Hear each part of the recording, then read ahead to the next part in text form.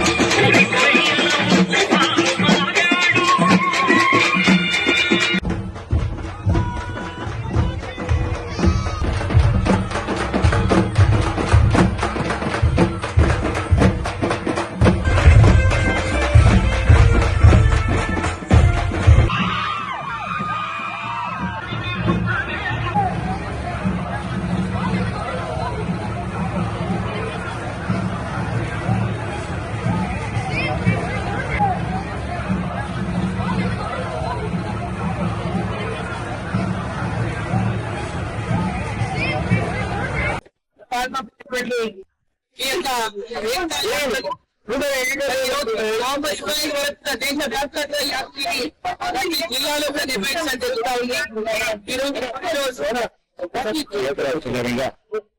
వల్లభాయ్ పటేల్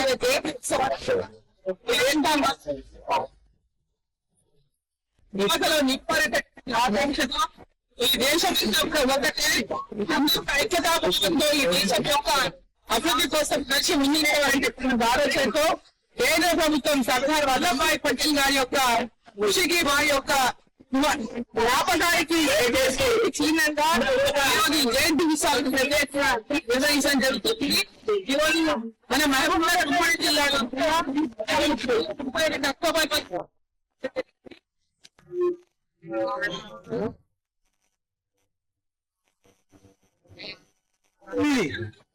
ఈ యాత్ర కొనసాగుతుందని చెప్పి సందర్భంగా తెలియజేస్తూ మరి యువత పెద్ద ఎత్తున మరి సర్దార్ వల్లభాయ్ పటేల్ గారి జీవితాన్ని సుమూర్తిగా తీసుకుని వారి దేశం కోసం ఏ విధంగా అయితే స్వతంత్రోద్యమంలో పాల్గొన్నారో స్వతంత్రం తేవడంలో వారి కృషి గురించి కానీ మన దేశం స్వతంత్రం వచ్చిన తర్వాత కూడా మరి భారతదేశంలో విలీనం చేసి భారతదేశం అంతా ఒక్కటేటట్టు నిలిపించినటువంటి మరి నాయకుడు మరి సర్దార్ వల్లభాయ్ పటేల్ గారు. మరి ఈ దేశానికి మొట్టమొదటి హోంమంత్రిగా, డిప్యూటీ సీఎం గా, డిప్యూటీ ప్రధానమంత్రి బిఎం గా వారు అందించినటువంటి సేవలే కానీ వారి దేశం కానీ ప్రతి ఒక్కరైనా విద్యార్థి యువత తెలుసుకోవాలనేటువంటి ఒక ఆలోచనతో ఏక ప్రభుత్వం మరి ఈ యొక్క ఏకతా యాత్ర వారి యొక్క స్మృతికి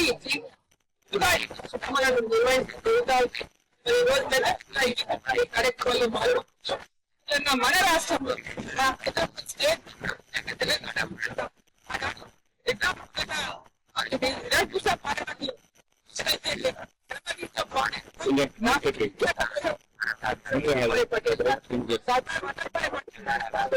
మరి హోంమంత్రి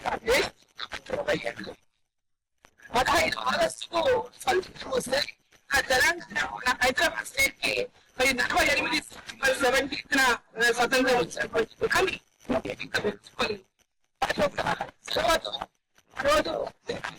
లొంగిపోయి భారతదేశంలో విలీనం చేసేటువంటి రోజులు చేసుకోవాల్సినటువంటి సందర్భం. సో ఈరోజు సర్దార్ వల్లభాయ్ పటేల్ గారిని హైదరాబాద్ రాష్ట్రం తెలంగాణ ప్రాంతం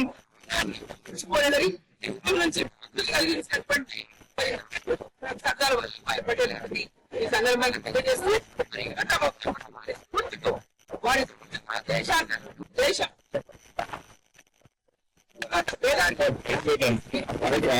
కోసం ఈ యొక్క దాంట్లో వారు యాత్రలో ఈ యాత్రలో పార్లమెంట్ యాత్రలో నేరుగా అది పాల్గొంటామని చెప్పి సందర్భం